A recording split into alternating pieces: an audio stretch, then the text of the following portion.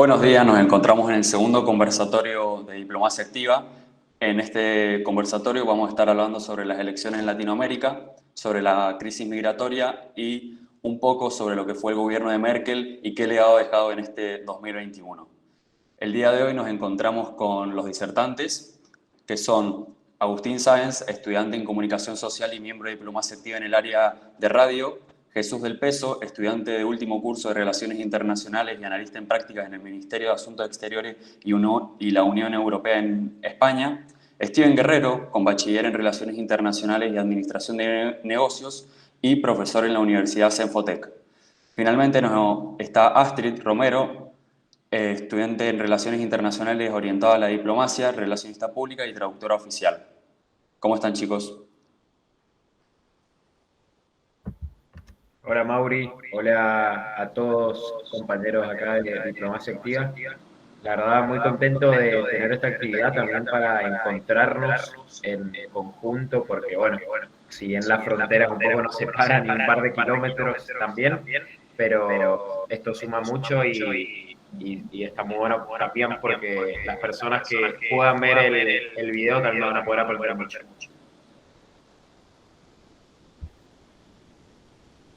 Bueno, les recuerdo que en el chat de este mismo Meet vamos a dejar un link que al finalizar el conversatorio del día de hoy van a poder meterse y marcar como las palabras claves que les dejó el conversatorio a partir de los temas que vamos a tocar.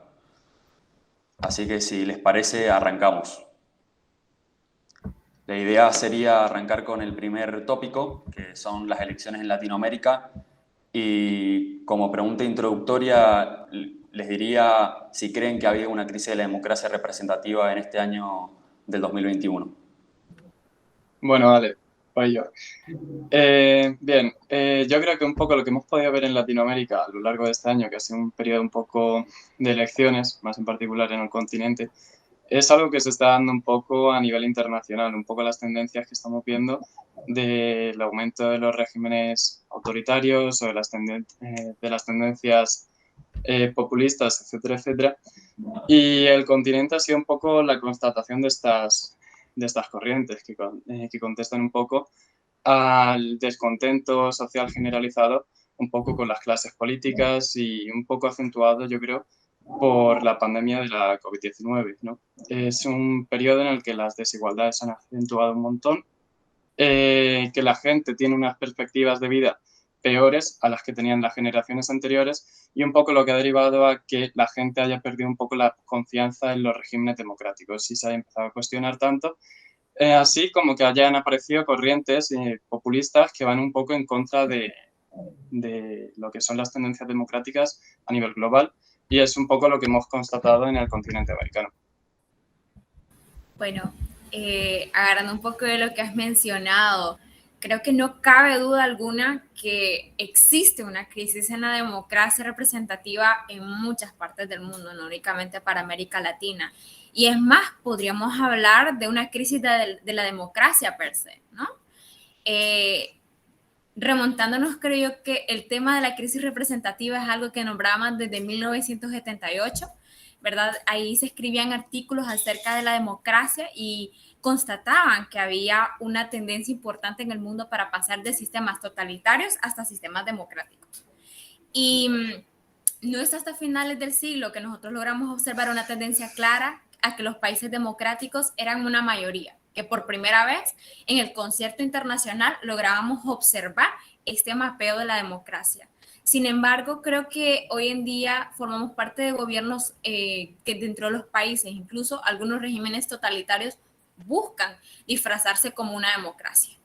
Y es el caso de los países, por ejemplo, si podemos poner algún ejemplo en el mundo, no solo en América Latina, el norte de África, por así decirlo, o Corea del Norte, o también se puede rescatar el caso de la República Popular de China, que tiene algún régimen unipartidista. Pero ¿cómo esto realmente llega a afectar a nuestros países latinoamericanos? Las alianzas diplomáticas que tenemos, el deber internacional que tenemos como estados latinoamericanos para sobrevivir en la dinámica internacional. ¿Cómo nos afecta esto a nosotros, no? Los movimientos que se van dando en muchos países, incluyendo los centrales, se diría que la teoría atraviesa un momento de crisis y merece la pena ocuparse de ella. Los más pesimistas se preocupan, por ahí dicen, ¿no? Entonces, es algo que dejo en la mesa realmente para analizar en cuanto a estas democracias contemporáneas. Yo tal vez quisiera agregar desde una perspectiva cuantitativa, pues los márgenes de lo que es el índice de la democracia, ¿verdad? En Latinoamérica están clarísimo que nos demuestran pues esta crisis. Si bien recuerdo lo que leí el año pasado, no recuerdo el de este año, pero la tendencia permanecía a la baja. Latinoamérica en general había tenido un descenso de 0.4 puntos en el índice global de la democracia publicado por The Economist, ¿verdad? Y en este sentido, pues para nosotros está clarísimo que no solamente, como ya comentaban el equipo anteriormente, o sea, la crisis de la pandemia daba paso para que existiera este tipo de estrategias, ¿verdad? Que se pueden tal vez disfrazar de democracias, pero que atentan contra muchas de las libertades individuales de las personas en lo que sería un Estado democrático saludable, sino que también pues se prestan como oportunidades y caldos de cultivo para que nazcan estos movimientos ya con posiciones más marcadas y autoritarias, ¿verdad? Como estaba mencionando Astrid, y que también lo estamos viendo alrededor del mundo. Además de eso, nosotros estamos viviendo en un contexto que nos hace a nosotros tener un índice de comparación muy poco tolerable para los gobiernos. Es decir, por ejemplo, nosotros en este momento, por toda la digitalización que ha habido en la parte comercial, nosotros tenemos ahorita la oportunidad de hacer una compra súper eficientemente y de una vez dejar una reseña, digamos, sobre esta compra, ¿verdad? En cuánto fue el proceso de satisfacción a la hora de hacerlo. Y es una realidad que con esa misma visión, aunque es completamente diferente la función pública, pues nosotros tendemos a utilizar este tipo de parámetros también para analizar el resultado de lo que estamos viendo nosotros de nuestros gobiernos en la gestión pública en general, con instituciones que están súper desfasadas en estos procesos de transformación digital y que tienen implicaciones en su eficacia y en su eficiencia, pero también pues obviamente aunadas, ¿verdad? Por el golpe de lo que representó la pandemia. Entonces yo creo que la respuesta es clarísima en torno a que sí estamos en una crisis representativa, de democracia representativa. Ahora, nosotros tenemos que también tal vez afinar un poquito el lápiz en torno a qué definimos nosotros como democracia, como crisis. O como crisis democrática, porque también ha sido un instrumento que es muy manipulado el concepto como tal por parte de la derecha y de la izquierda, ¿verdad? Y entonces eso lo que ha venido a nosotros a dejarnos, pues es este famoso péndulo, ¿verdad? De las tendencias ideológicas que hay en los gobiernos de nuestra región, pero si apuntamos un poco hacia el concepto, digamos, y su origen griego, pues se supone que la crisis es un proceso en el cual hay convulsión, hay incertidumbre y tal, pero en algún momento se sale y se establece una hoja de ruta más equilibrada y con mayor consenso para lograrlo. Entonces, si nos alineamos un poco a ese concepto, pues la verdad es que la región siempre ha estado en crisis, ¿verdad? Porque como que cada 4 años estamos buscando cómo cambiar, o 4, 5, 6, dependiendo de cómo está estructurado el sistema electoral presidencial en nuestros diferentes países. Y cada vez que hay un cambio de líder, hay como un cambio de estrategia, y entonces no necesariamente llegamos a encontrar ni como Estado-nación, ni como región, una estrategia que realmente nos ponga a nosotros fuera de ese concepto de crisis que antes mencionaba. Sí, bien, yo para agregar un poco a lo que han dicho los chicos, también me parece que en América Latina se da una situación bastante particular con países que todavía no pueden gozar de una democracia representativa totalmente limpia, pura, aunque sabemos que esto no siempre es así. Hablo de países como, por ejemplo, Nicaragua, que sabemos que tiene un sistema democrático que está totalmente viciado y es una cuestión que viene de hace muchísimos, muchísimos años. Mientras otros países, como si queremos decir el nuestro, Argentina, que pasó por elecciones de medio término este año, ya si quiere puede decir que estamos acostumbrados, gracias a la labor ciudadana y a esos vestigios de los últimos golpes de Estado que estuvieron presentes en la década del 70, estamos acostumbrados a poder ir a votar. Pero ¿qué pasa? La ciudadanía antes quizás decía, bueno, por suerte tengo cada 4 años la chance de ir a votar, cada 4 o 6 años. Pero ahora podemos ver que ya esa no es la respuesta frente a los conflictos, cuando uno sale a la calle y se da cuenta que todo el mundo anda congestionado diciendo no me alcanza, por ejemplo, la plata, no me alcanza la plata porque siento que el Estado me saca más de lo que yo produzco. Hay un descontento muy generalizado, pero yo hablo desde el caso de Argentina, pero también podemos verlo en el caso de Chile, que ha tenido elecciones hace una semana o menos de una semana, y como en ese péndulo también que mencionaba Steven, las posiciones para elegir al líder se volvieron mucho más extremistas, si se quiere decir, dejando de lado los partidos tradicionales. Acá en Argentina también tuvimos eso con el incremento de una tercera fuerza con mucha carga, como pueden ser las fuerzas liberales, que bueno, para mi parecer muy liberales no son, con, por ejemplo, representantes como la figura de Javier Milei, que simplemente pareciera que son conservadores que no quieren pagar impuestos, pero sí, esa tercera fuerza vemos cómo se está imponiendo, a lo mismo que, bueno, Chile, si bien ya viene de una tradición, si quiere más decir, más capitalista, más de derecha, más de libre mercado, con esas ciertas medidas económicas, pero también se la vio muy radicalizada con una presencia como la de Kast. Astrid, ¿querías agregar algo? Sí, claro. De hecho, escuchando lo que ustedes mencionaban, y creo que todos concordamos que nuestra zona, nuestra región realmente nunca fue un terreno de democracias fuertes. Creo que América Latina tiene esa característica de tener democracias débiles, todo lo que la democracia implica, porque como ustedes recordarán en las aulas de clase, democracia no solo es ir y votar, ejercer el sufragio, va más allá de eso, es tu vida cotidiana, entendiendo de que eres parte de la política, parte de un territorio, parte de una sociedad y parte de un movimiento.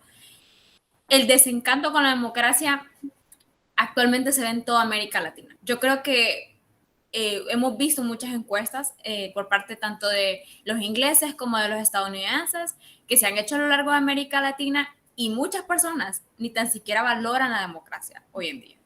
La juventud no entiende qué es la democracia, y por el entendimiento vamos al hecho de la ignorancia, ¿no? No es culpa de los pueblos en muchos casos porque no se nos explica. A mí me tomó 4 años entender que era democracia y lograr caer en cuenta que soy partícipe de las acciones para llegar a un Estado de Derecho, y que esto engloba la democracia solo es un pequeño peldañito de lo mucho que fomenta el Estado de Derecho. La democracia no es un tema esencial para definir el voto, como la seguridad, el trabajo, comer, poder vivir, todos esos elementos que ustedes y que nosotros entendemos, tenemos antes que preocuparnos por ver quién será el presidente, ¿no? O sea, tenemos muchos factores que hoy en día nos toman por sorpresa, y son estas cositas lo que nos dicen que es esencial vivir en una democracia, ¿no? Y vaya, yo tengo el caso de Honduras, mucha gente no entendía la democracia y yo me sorprendí haciendo una investigación de la institucionalidad electoral aquí, y mucha gente decía, prefiero el autoritarismo. Pero vivimos ahorita va a salir del gobierno 12 años de un mismo partido y un gobierno inconstitucional aquí en Honduras, y nosotros, aunque no lo crean, vivíamos en una especie de autoritarismo, ¿no? Y ahora vamos a entrar al populismo. Entonces, vamos a pesar en la balanza qué está pasando en esta democracia representativa, qué implica realmente para el pueblo latinoamericano el entrar en esta dinámica, ¿no? Entonces, tomando en consideración la particular actividad que tiene la generación joven, las generaciones jóvenes en esta dinámica, ¿no? De la democracia representativa y de la democracia por sí misma. Entonces, hoy en día el foco está puesto en las formas de gobierno de los países, incluso en algunos regímenes totalitarios que buscan disfrazarse, ¿no? Pero estamos viendo, por ejemplo, El Salvador, que pasó de tirarse la pelota entre dos partidos al partido Cian. Estamos viendo Honduras, que se debatió toda la vida entre extrema derecha y extrema izquierda, a ir a un partido que nace de un golpe de Estado en 2009 que nos dejó terribles economías. Tenemos a Guatemala, que, bueno, Guatemala pasa luchando a diario con sus gobernantes y su democracia, y son las juventudes quienes se han movido. Entonces, yo tengo esto del triángulo, ¿no? Que hablamos de El Salvador, Honduras, Guatemala, que han cambiado la dinámica política hasta el momento en pro de una democracia, y es la juventud la que ha hecho este voto. Ahorita en Honduras hubieron 800,000 nuevos votantes. Por primera vez en la historia de Honduras, un 69.8% de la población yendo a votar, cuando los presidentes quedaban con menos del 35% de la población. 60 años nos tomó a nosotros lograr llegar a este impacto tan grande de 9 millones de pesos, ¿no? Entonces creo que ahí vamos viendo los cambios, ¿no? Y los ecos que han ido dando por lo menos en la parte central, ¿no? Y que también se ha visto en Sudamérica. Y vemos los cambios. Jesús y luego Esteban. Sí, nada, yo simplemente quería añadir que al hilo de lo que se estaba comentando, ¿no? Es un poco la tarea que tienen pendientes los gobiernos en Latinoamérica. Un poco cómo las democracias pueden o deben de fomentar en la participación ciudadana, hacer ver cómo es buena la democracia para el desarrollo de la vida de las personas, cómo se importan los debates que se llevan dentro de los congresos y no es tanto la decisión de una persona o de otra. Y es un poco el problema de la cultura que se está desarrollando hoy en día, un poco a raíz de las redes sociales, ¿no? De la inmediatez, de resumir todo en 140 caracteres, etcétera, etcétera. Y es un poco lo que está fomentando los extremismos, no solo en el continente, sino a nivel global, pero se está extrapolando muy fuertemente en el continente, ¿no? Y es un poco la tarea que tienen las instituciones por delante, ¿no? El hacer ver que la participación ciudadana sí es importante y que se debe participar en los procesos democráticos para legitimar las propias democracias. Un poco la nota negativa de las recientes elecciones en Chile ha sido que el presidente de la República, ¿no?, ha salido electo con el 55% de los sufragios, que es en el límite incluso de la legitimidad electoral. Se debe fomentar la participación y los debates de fondo para fomentar la democracia. Y un poco ahora la coyuntura internacional no es que sea muy favorable, ¿no? Se está viendo un poco la bipolaridad, ¿no?, entre el polo de Occidente, de Estados Unidos, la Unión Europea, y el polo chino. Y es peligroso para el continente a lo mejor acercarse a un modelo económico de dependencia del continente asiático, ¿no?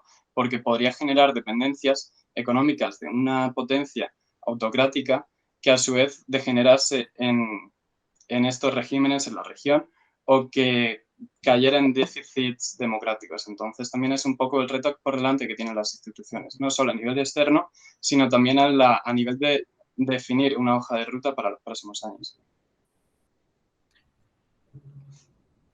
Yo quería dar tal vez como una réplica un poco de lo que dijo Astrid, pero también ahorita Jesús menciona algo súper importante en términos de la democracia participativa. O sea, históricamente en la región, estos índices que miden la democracia y la participación democrática, pues en realidad solo califican a 3 democracias completas en el continente. Esos son Chile, Costa Rica y Uruguay. El resto son democracias incompletas, es decir, tienen mucho trabajo por hacer en términos de institucionalidad y participación ciudadana. Y en Centroamérica, pues tenemos casos de regímenes híbridos, ¿verdad? Como lo mencionaba Astrid en el caso de Guatemala, que se mide todavía en ese proceso de avanzar en esta democracia, y obviamente regímenes autoritarios súper marcados y reconocidos como Nicaragua, Cuba y Venezuela. El caso más reciente de la solidificación de ese régimen autoritario es el caso de Nicaragua, donde hay participación ciudadana, pero es cohesida, ¿verdad? Es cohesida no solamente por la escasez de oportunidad de electores, porque el régimen los ha expulsado o los ha encarcelado literalmente, o porque también pues hay exigencias sobre muchas de las personas, o sea, en torno a sus trabajos y todo. Nosotros lo vimos de muchos activistas acá en Costa Rica, de cómo las personas, por más que pueden ir en contra del gobierno, y de eso depende su alimento, y en medio de una crisis como la del COVID, ¿verdad? O sea, si el régimen te dice que tenés que votar por el régimen para poder mantener tu puesto de trabajo, pues, ¿qué le vas a decir a una persona en torno, o sea, de qué le sirve la democracia en ese entorno, ¿verdad? O sea, ¿de qué le sirve si no tiene? Y ahí un poco lo que mencionaba Astrid, de que es impresionante ver cómo algunas personas inclusive prefieren estos regímenes autoritarios. ¿Por qué? Porque a pesar de que hay democracias sólidas y otras acercándose a esa solidez, la presión sobre la eficacia de los gobiernos sigue siendo un problema grave. Y aquí yo lo veo en Costa Rica, hay gente, a pesar de somos la democracia como más antigua de Latinoamérica, hay gente de niveles altos de preparación académica que no necesariamente creen que la democracia es la salida, digamos, que es más apropiada para el país y para la región. ¿Por qué? Porque ellos están decantados también de tanto movimiento populista, ¿verdad? Hay tanto movimiento populista, tanto de lo que se consideraba la derecha como lo que se consideraba la izquierda tradicional, en donde al final de cuentas estamos constantemente en este péndulo de va y viene de líderes de un lado y del otro, pero los resultados efectivos sobre una gestión adecuada de la democracia no generan impacto, ¿verdad? Y además hay elementos externos también sobre los cuales nosotros tenemos que trabajar muchísimo, y ahí yo personalmente creo muchísimo en la cooperación sur-sur como un mecanismo para avanzar en esta solidificación de lo que es democracia participativa más que representativa.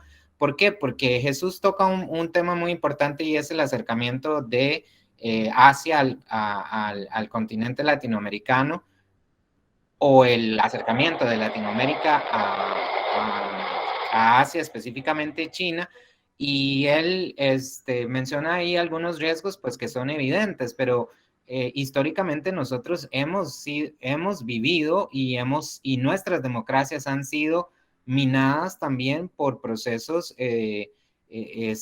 pues que son parte de la política exterior de Estados Unidos. O sea, no necesariamente es que China es el que nos va a traer mayor deterioro a nivel de procesos democráticos. Nuestras democracias se han visto debilitadas y se han visto interrumpidas por algo que ya es clarísimo, y es la política exterior de Estados Unidos, sea con el Partido Republicano en el poder o el demócrata, y tal vez hasta el demócrata siendo inclusive un poco más intervencionista en ese caso, y lo estamos viendo ahorita en Centroamérica. Y cuando hablamos de las intenciones de estas potencias y su impacto en nuestra región, yo me hago la pregunta, o sea, en el reciente llamado de Biden a este foro para determinar cómo podemos nosotros atacar un problema que es global y que está minando nuestras democracias, y en ese mismo proceso deja por fuera Guatemala, Honduras y El Salvador, e invita a países que no son considerados más que casi que ni siquiera ya casi una democracia incompleta, sino casi que un sistema híbrido como el de Brasil, o otros países que no son de la región, pero que dicen un poco también de cuál es la realidad detrás de ese tipo de convocatorias, porque, o sea, convocar a Arabia Saudita, que ni ellos mismos, por ejemplo, se identifican como una democracia, y de hecho no quisieron participar, pero hubieran podido si hubieran querido, porque Estados Unidos les invita, nos dicen mucho a nosotros sobre los retos que tiene la región en torno a la incidencia que hay todavía de estos ejes de poder, ¿verdad? Que no necesariamente fortalecen la democracia, porque a mí me preocupa muchísimo el caso de haber dejado por fuera a estos 3 países de Centroamérica que tienen una crisis y que es otro de los temas que también nos debilita en términos de participación democrática, y son las crisis migratorias, ¿verdad? Y el desencanto que hay de nuestros liderazgos y que provoca estas crisis migratorias, y también de los resultados que hay en el debilitamiento de nuestros estados por la crisis climática. Y Centroamérica, o sea, tiene los efectos de estas condiciones muy marcados, y haber dejado por fuera a estos 3 países, no sé cuál puede ser la de Estados Unidos, pero yo no veo muchísima colaboración de parte de estos países, sabiendo que no son tomados en cuenta en procesos de discusión estratégica, global y regional, tan importantes como son la búsqueda del fortalecimiento democrático, ¿verdad? Bien, ahí Steven mencionaste lo que vendría a ser el próximo tema, que son el fenómeno que se vivió durante todo el 2021, que es el tema de la crisis migratoria. Y lo que les iba a preguntar es que si creen o piensan que la crisis migratoria se ha dado por estos efectos, ¿no? De la crisis de la democracia o de la crisis de los regímenes en diferentes partes del mundo. Pues claro que sí, o sea, la respuesta es obvia, y creo que Venezuela es, ¿cómo se llama? El ejemplo de esta realidad, ¿verdad? De cómo sus derechos han sido diezmados en este proceso de la pérdida de procesos democráticos reales bajo el régimen de Maduro, y eso literalmente ha disparado, pues, una crisis humanitaria que se manifiesta en estos procesos migratorios. O sea, definitivamente es uno de los grandes problemas que tenemos.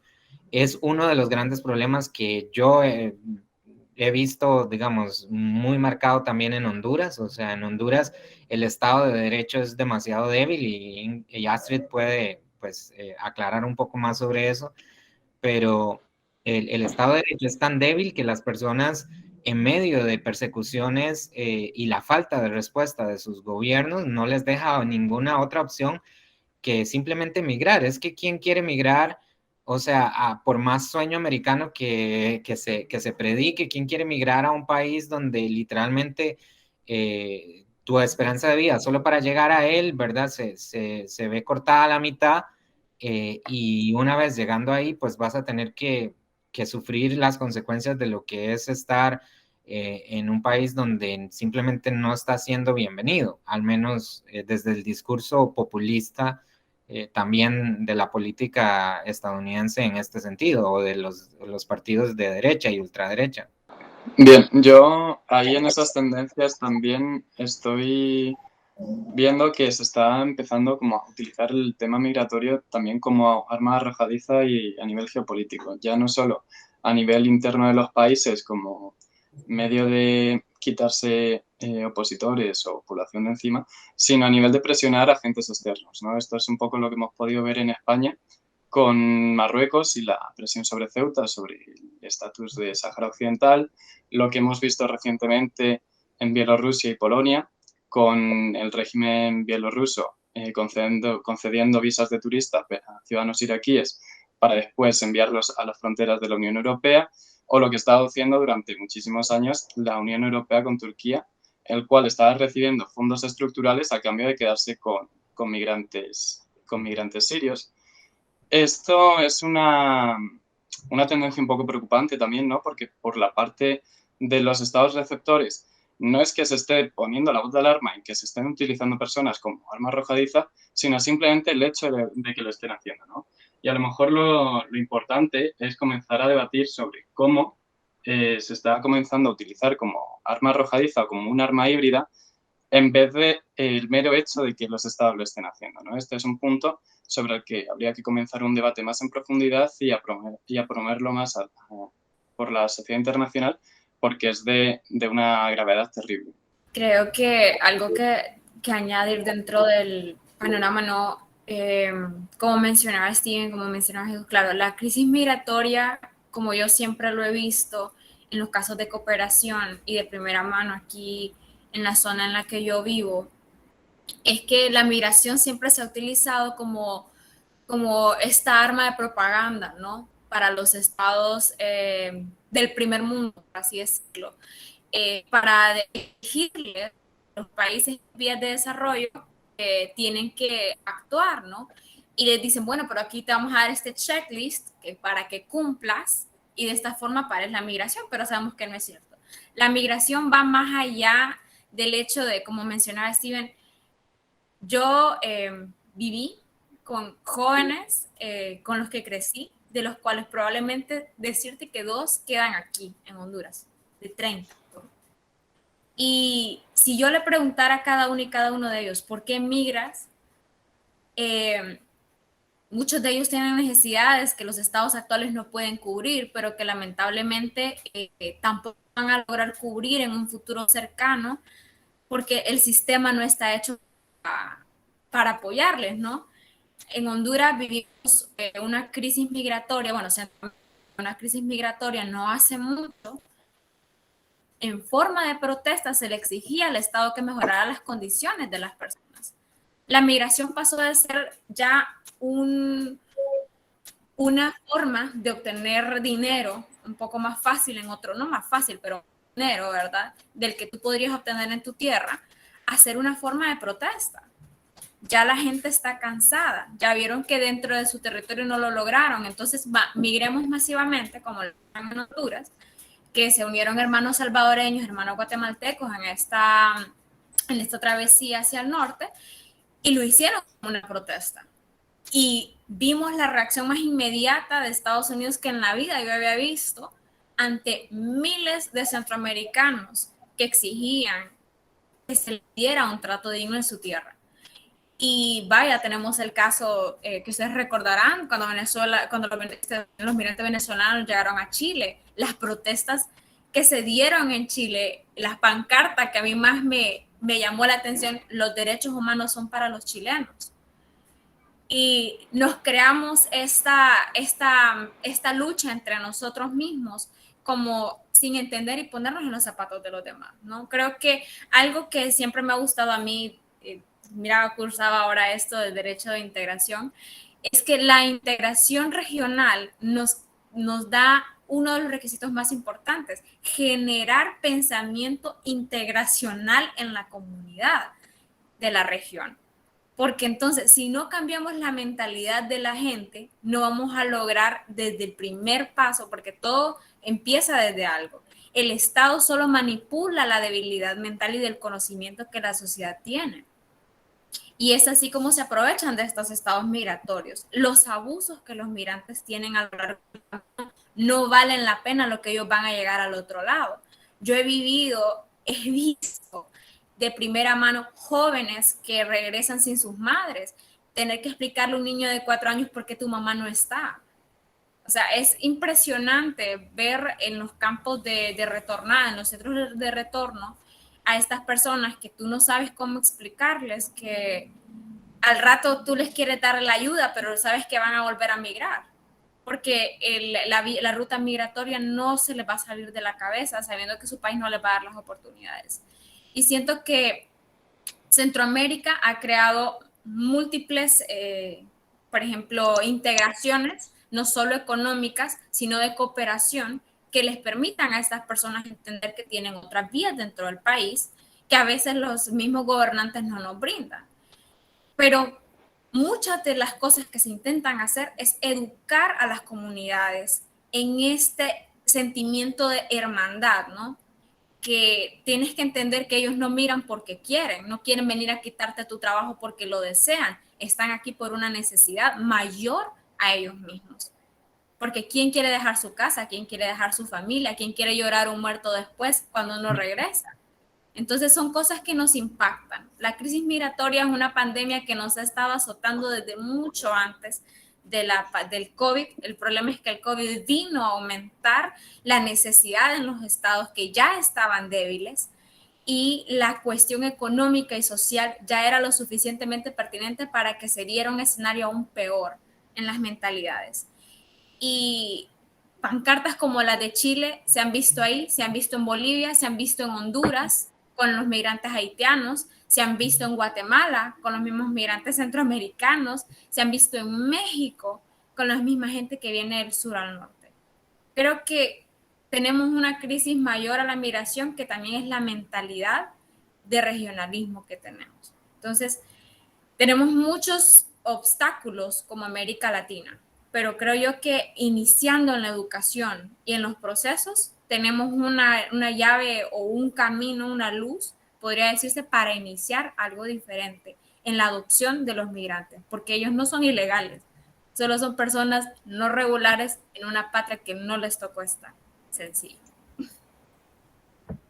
Sí, sumado, bueno, a lo que dice Astrid, a mí me parece clave que los estados tienen que intervenir lo que es en la educación, educar más a las poblaciones. Hablo yo como joven porque creo que yo, como formando parte de la juventud y América Latina como un continente con mucha población joven, me parece que los jóvenes podemos tomar el puntapié en eso, en poder recibir y tener una conciencia para con el migrante mucho mayor y mucho más, con mayor conciencia. Me refiero a que, por ejemplo, acá en Argentina yo creo que el tema de la migración no se habla por el gran racismo que está presente en nuestra población, en mayormente sociedades blancas, en las que, por ejemplo, nunca se habló de la afrodescendencia, por ejemplo, acá en Argentina, como si no pasa en otros países, acá hermanos de Latinoamérica. Uno va acá en Argentina, por ejemplo, y puede ver que personas que vienen de Bolivia, de Perú y mismo de Chile solamente pueden conseguir un único tipo de trabajo y no somos capaces de preguntarnos nosotros mismos, che, ¿por qué únicamente están en esos puestos de trabajo y no están en otro lado? Porque, por ejemplo, no pueden acceder como deberían, también como lo dice nuestra Constitución, también a una educación pública y gratuita, como si bien hay muchas personas que sí lo pueden gozar, hay otras personas que se quedan completamente marginados por el hecho de venir de otros países. Entonces a mí me parece que como una posible solución puede ser, como nosotros, como personas jóvenes, de un mundo mucho más globalizado y mucho más conectado, tener una mayor conciencia para con la persona que, como decía Astrid, se va de su país porque no le queda otra y porque va en pos de un futuro mejor, sabiendo aún detrás todo lo que deja.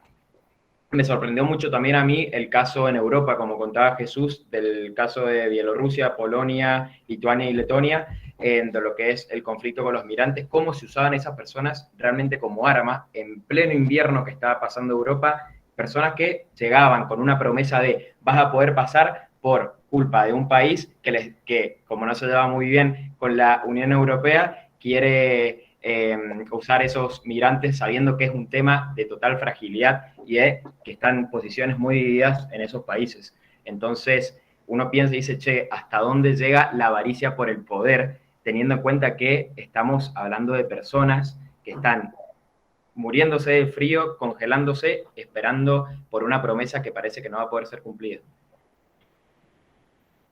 Steven, ¿querías decir algo? Sí,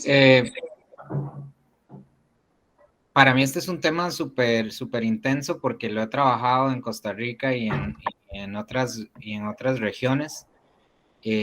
Para mí, honestamente, el caso, o sea, el problema de raíz es el usar a las personas y los procesos migratorios como moneda de cambio político, simplemente es eso. O sea, la migración es parte de nosotros ser como seres humanos y ha sucedido a través de toda la historia. Lo que pasa es que esas construcciones sociales en donde nos hemos dividido, ¿verdad? Entre norte y sur, entre occidente y oriente, esa necesidad de ciertos estados de encontrar a través de culturas de guerra esa otredad, el diferente, el enemigo, ¿verdad? Y esa necesidad de estar constantemente creando esos enemigos es lo que ha hecho que este proceso, además de la crisis climática, que es lo más reciente, es lo que ha hecho que este proceso migratorio esté en las condiciones en las que está, y las decisiones partidistas de puro interés político como soluciones temporales también es lo que ha causado este problema. Para mí, el caso específico de la Unión Europea en torno al caso, por ejemplo, de Marruecos en este caso, y el caso también en torno a Medio Oriente, no es un problema que se está sucediendo ahorita, es un problema que tiene tiempos, o sea, tiene tiempo de estar sucediendo por haber manejado mal la situación. El caso de los saharauis data de 1975, o sea, la falta de determinación de España y de Francia en torno a esta crisis y el apoyo de Estados Unidos por cuestiones ideológicas también a este proceso, dejando por fuera ahí ese limbo y dejándole la oportunidad a Marruecos a que utilice a la población del África subsahariana como moneda de cambio, es las consecuencias de lo que estamos viendo ahorita, lo que vimos recientemente en Ceuta. Entonces,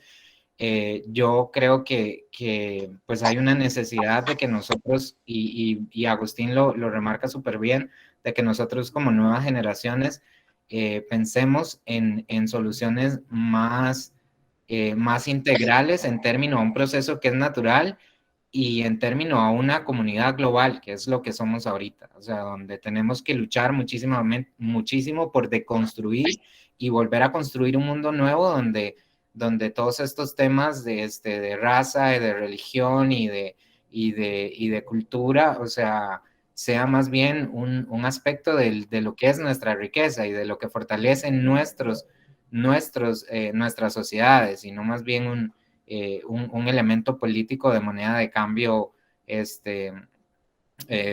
temporal, ¿verdad? Y yo creo que ahí, honestamente, es donde para mí está el mayor legado, o sea, la parte que yo más admiro de Angela Merkel, porque literalmente ella fue la cara y la cruz en la crisis de los refugiados, ¿verdad? O sea, ella fue la que decidió asumir el liderazgo para su país y para la región en torno a cómo tenía que reaccionar tanto su país como Europa en torno a la crisis de los migrantes. Obviamente tuvo su precio político para ella en su momento, pero hizo, para mí personalmente, o sea, y si me preguntan dónde está su legado, es ese, o sea, es el haber hecho lo correcto en el momento que correspondía, porque de nuevo, o sea, eso es lo que fortalece que nosotros creamos en esos sistemas de representatividad, cuando nuestros líderes hacen lo correcto en el momento correcto, ¿verdad? En torno a lo que somos, o sea, a nuestra humanidad por encima de su color o su político o su ideología política. Y creo que pues eso conecta el tema de Merkel ahí también.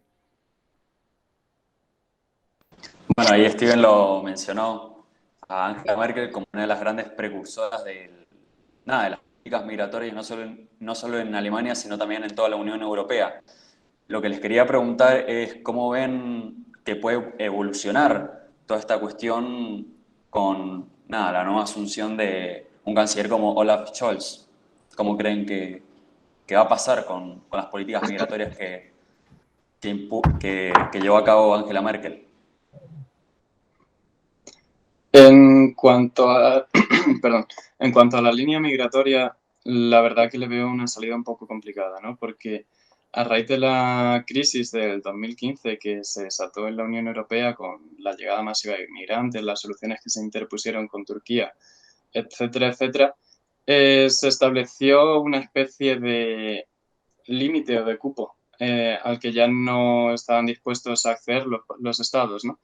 Entró un gran número de migrantes, sin embargo, Alemania como nexo entre los estados del norte y los estados del sur era un poco quien llevaba la voz cantante y llegó hasta el punto de decir hasta aquí. Y la llegada de migrantes con el carácter de asilo y de protegidos llegó a un límite y lo cierto es que la llegada de migrantes se paró.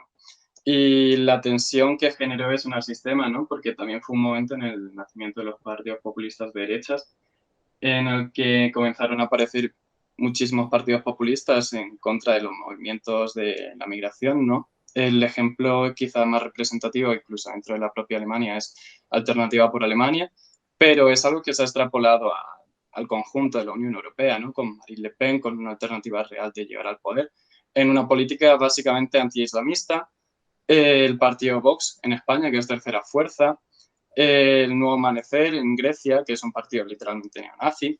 Entonces, la tensión a la que llega el sistema dentro de la propia Unión Europea, yo creo que va a complicar muchísimo las líneas migratorias, incluso dentro de un partido o con un canciller de distinto signo político.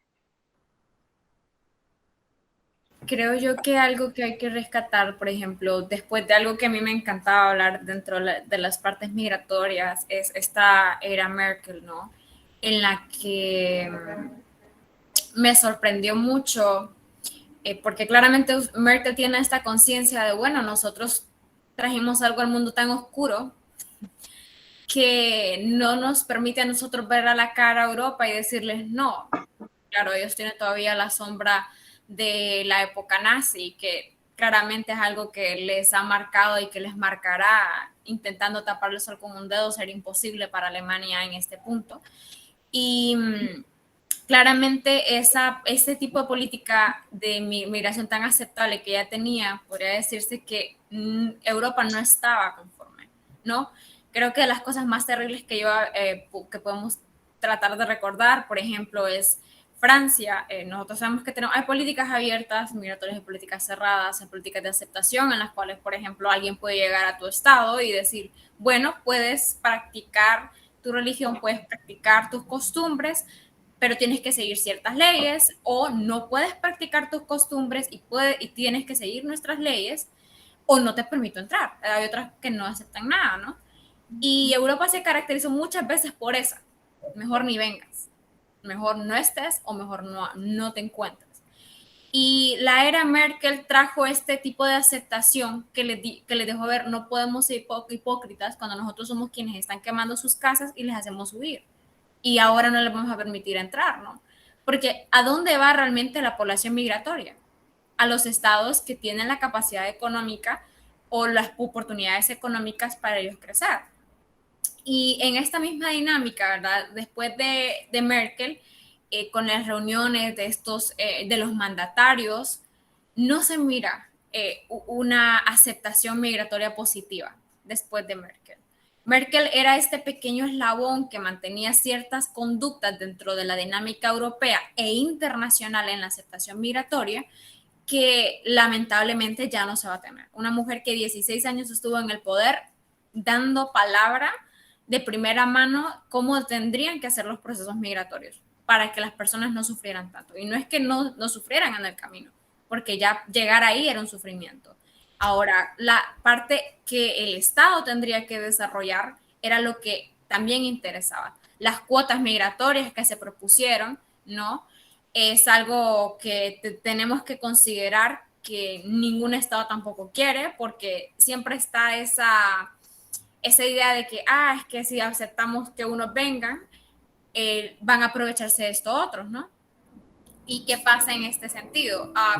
Después de Merkel, si no se aceptan las políticas migratorias que hasta hoy se han desarrollado, entonces la posibilidad de la migración ilegal, por así decirlo, aunque no se le debería decir así, irregular, mejor dicho, va a predominar nuevamente.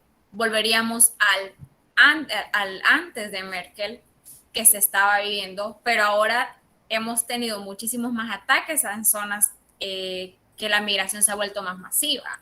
Entonces, el creer que la gente va a dejar de migrar porque estas políticas cambien va a ser imposible, ¿no? O sea, la gente va a seguir moviéndose, va a seguir huyendo, por así decirlo, a una zona no mejor, pero no tan mal como ellos están en sus tierras por culpa de estas mismas zonas. Entonces, hay mucho que considerar, hay mucho que aceptar y hay mucho que esperar de los gobernantes y de este nuevo canciller, que definitivamente nos tienen a todos a la expectativa, porque recordemos que ellos son la dinámica internacional prácticamente. Entonces, hay que estar expectantes. Steven, ¿algo para agregar? La verdad es que yo lo veo complicado, o sea, y sobre todo con cómo se sigue desenvolviendo la crisis del COVID, ¿verdad? Y la respuesta que debería haber sido un proceso que nos unificara a nosotros como comunidad global, más bien lo que ha hecho es ver una respuesta completamente individualista, parcializada, xenofóbica y demás en torno a lo que es la pandemia. Entonces, imagínate en torno a lo que es establecer una política migratoria, o sea, más sólida y más sostenible a través del tiempo. definitivamente lo que dice Astrid es la verdad, o sea, y yo lo haría y cualquier persona creo que de nosotros lo haría, o sea, en una circunstancia donde no tenés ninguna otra esperanza más que moverte a otro lugar para poder sobrevivir, sea un conflicto armado, sea la hambruna, o sea al agua que ya te está llegando al cuello, ¿verdad? La crisis climática, pues lo vas a hacer. Y la respuesta que hemos dado como sociedad global al COVID-19 me da a entender a mí que no hay mucha esperanza en términos de que vayamos a poder hacer algo mejor en términos, en términos migratorios, con los liderazgos que tenemos en este momento en el poder. La única esperanza que para mí existe es la oportunidad que hemos tenido nosotros de haber nacido en un mundo más interconectado, donde hemos podido despertar a esos blanquismos, a esos regionalismos y a todo este otro montón de construcciones sociales que nosotros ya las podemos identificar e inclusive las rechazamos en muchas maneras. Entonces creo que es en estas nuevas generaciones donde existe una posibilidad de construir algo mejor. También la oportunidad que hemos tenido muchos y muchas de esto, de estar en esta conversación y tener a España y tener a Argentina y tener a Honduras y tener a Costa Rica en una misma conversación sin necesidad de que nos salga carísimo o de movernos a un solo país para lograrlo. Esto nos da a nosotros la oportunidad de entender la riqueza y el valor que tiene esta intercomunicación entre culturas y entre países y entre regiones. Entonces, pues ahí es donde yo veo la esperanza. Pero si me hablas en los próximos 10 años con los liderazgos actuales que tenemos, no. Yo, Mauri, te voy a quitar un poquito el laburo que estaba haciendo, me parece. No, porque se me ocurría escuchándolos a ustedes, chicos, sí, por ejemplo, vos, Jesús, que entiendo que te pegó un toque más de cerca, ¿crees que ciertos líderes o ciertos países más reacios a la inmigración, a la migración en lo que es Europa, estaban contentos o estaban un poco, si se quiere decir, calmos con la figura de Angela Merkel en la Unión Europea, como diciendo, bueno, hacete cargo vos, Merkel, y dirigí vos la batuta y todo esto? ¿Crees que ahora con el que se fue Merkel se vuelve a reavivar un poco esa chispa? Ya, como decía antes, lo veo complicado, ¿no? Un poco por la tensión en la que está la situación interna de los países. Sí que es cierto que había muchos países, pues, que como bien dices, pues estaban legando en Alemania, ¿no? Y nada más que hay que ver las cifras, ¿no? Al final fue Alemania quien acogió a cerca de 1 millón de personas, mientras que otros estados prácticamente no acogían a ningún refugiado, ¿no? Esto creo que lo que va a hacer es plantear debates internos, ¿no? Y no creo que vaya a cambiar el liderazgo de Merkel, ¿no? Porque al final la figura de Alemania siempre está ahí y al final será sustituido. Lo que sí que va a hacer es fomentar debates un poco en cuanto a la equidad y la depuración de responsabilidades. Pero no es algo que tenga que afrontar solo Alemania o el centro del continente europeo, sino que también es un poco un debate que se viene impulsando desde los países del sur, ¿no? Quienes son los receptores primarios de la inmigración, ¿no? Un poco lo vemos en España, en Italia y sobre todo en Grecia, que a través de la frontera con Turquía son quienes acogen la mayor cantidad de migrantes y quienes tienen que lidiar un poco de primera mano con la situación. Y un poco son las demandas que tienen sobre todo los países del sur a la hora de afrontar la crisis, decidir quiénes son refugiados, quiénes son migrantes irregulares. Y un poco lo que va a hacer la salida de Merkel es un poco distribuir el debate en cuanto a cómo afrontar el reto y bueno, qué medidas tomar. Sí, bueno, gracias, Agus, por la pregunta. Pero yo lo que estaba interesado en preguntar era, con la salida de Angela Merkel y el reemplazo el liderazgo del partido por una figura como Friedrich Merz, quien en muchas ocasiones ha estado en contra, ¿no?, de las políticas migratorias que llevó a cabo Merkel. ¿Cómo ven su papel como nuevo líder del partido claramente en el Bundestag? ¿Creen que puede llevar a cabo su sueño de que no se lleven a cabo estas políticas migratorias que ha sido el legado más importante de Angela Merkel? De ninguna forma, la verdad. Creo que ahora lo que se le avecina un poco al conservadurismo europeo es una época bastante negra, sobre todo en vistas de que los socialdemócratas están gobernando en España, en Portugal, en Italia, en Alemania, y al final lo que van a hacer es un poco tener que enfrentar al crecimiento de los movimientos de ultraderecha. Las políticas al final lo que van a hacer es un poco hacer avances y un poco el funcionamiento de las instituciones, como es positivo en la participación, etcétera, etcétera, pues lo mismo tienen por delante estos estados y estos gobiernos de ver a vez la migración y los retos y cómo afrontarlo. Al final, los partidos de derecha y la figura de la CDU en Alemania va a caer bastante en picado, sobre todo a partir de la salida de Merkel. Astrid, ¿algo para agregar? Creo que concuerdo mucho con Jesús. De hecho, sí, tenemos esta época que se acerca no solo para Alemania, sino para Europa entero, como decía al principio de, bueno, mi última participación, más bien dicho. Tenemos dos cosas en consideración, ¿no? ¿Quiénes están detrás de él y quiénes van a apoyar el cambio, ¿no? Porque todavía quedan muchas cabezas a favor de Merkel que todavía están en ese pensamiento que Merkel apoyaba. Entonces, por ahí hay una cabida de posibilidades que exista algún cambio de pensamiento, ¿no? Pero al haber un cambio de gobierno, ¿qué es lo que pasa en todo el mundo, ¿no? Al haber un cambio de gobierno y al haber un cambio de mentalidad, entonces algunas pequeñas cositas que quedaron inconformes en los anteriores gobiernos empiezan a tener más fuerza y empiezan a querer alzar un poco más la voz, porque dicen, bueno, es que ahora el líder me apoya, ¿me entiendes? Entonces, ahora él va a tener tiene la batuta de algo bien importante, que es dar favor a ciertas mentalidades que totalmente durante 10 años estuvieron reprimidas por el hecho de que su canciller era una mujer que miraba más allá del color de piel, más allá de la nacionalidad que pudieses tener o más allá de tu condición y pudiese darte una oportunidad. Si bien, como mencionaba Jesús, la mayoría de los migrantes fueron absorbidos por la misma Alemania y daba estos programas que mucha gente está inconforme dentro de los nacionales, que decían por qué ellos, porque tienen esta oportunidad, porque un migrante vive igual que en una clase media y yo tengo que estar pagando más cosas, pero las condiciones que generan, ¿verdad? Y en la conciencia que tenía Merkel, ¿no? ¿Quiénes provocaron que estas personas quedaran así? Nosotros, ¿no?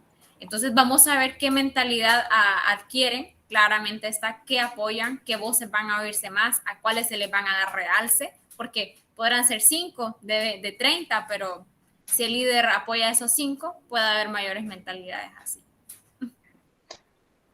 Al final, un poco lo que se ve con el cambio de liderazgo en Alemania es que el candidato que salió electo era el más merkeliano dentro de los que no eran Merkel, ¿no? Pero yo creo que eso era más que nada un poco la figura de consenso de la sociedad alemana en torno al centralismo, ¿no? Un poco lo que se veía en el gobierno anterior, que era que había un gobierno de un partido conservador y de derechas con el Partido Socialdemócrata. Al final, lo que supone este cambio de gobierno no es tanto centrarse solo y únicamente en la migración, que por supuesto era una materia muy importante para Alemania, sino un cambio de las prioridades que tiene este gobierno. Al final, el gobierno de Merkel era un gobierno muy centrado en la exportación, en la economía y un poco cómo ha gobernado la Unión Europea. Al final, lo que va a tener más importancia o el impacto mayor va a ser dentro de la propia Unión Europea y el funcionamiento de la Unión Europea. El nuevo gobierno tiene, aparte de ser un partido socialdemócrata, que bueno, es un poco continuismo con respecto al gobierno anterior, ha introducido al Partido Verde. Creo que es la primera vez en la que un partido verde entra en coalición dentro de un gobierno.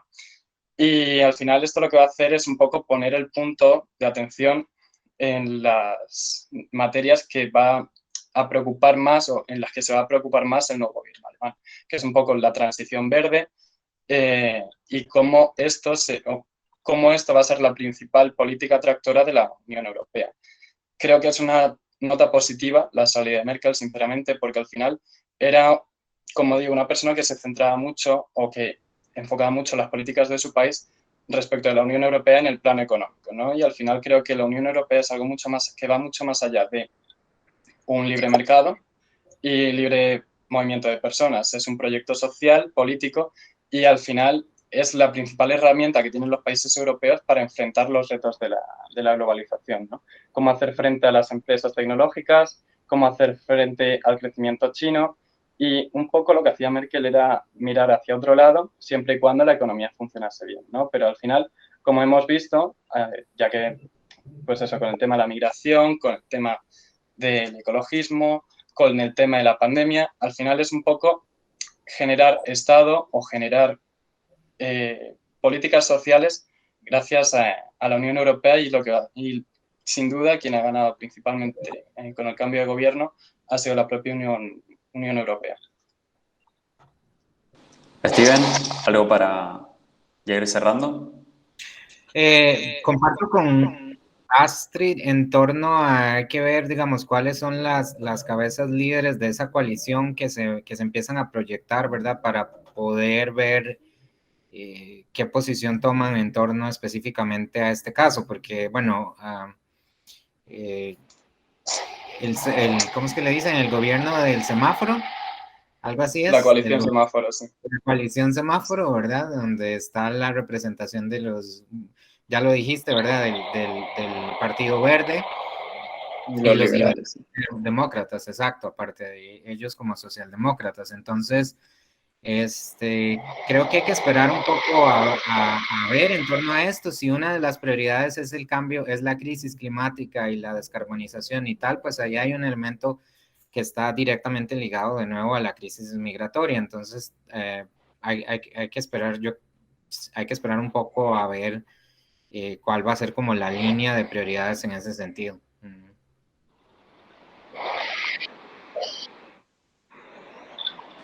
Bueno, yo creo que ya para ir cerrando, tomo lo que dijo Steven hace un rato, que estos conversatorios que une a España, Costa Rica, Honduras, Argentina, y no tenemos que viajar y reunirnos en un solo lugar, sino que podemos hacerlo desde nuestras casas y hablar sobre política, creo que me parece súper valioso.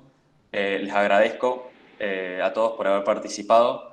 Y les recuerdo que en el link de la charla van a poder poner sus palabras claves, 3 palabras o 4 palabras claves que les haya quedado del conversatorio del día de hoy. Así que nada, les agradezco. Y como dice el lema de Diplomacia Activa, el mundo nos necesita atentos y la política en actividad. Muchas gracias. Gracias a vosotros. Mauricio. Gracias, chicos. Gracias, chicos. Un gusto saludarles, chao.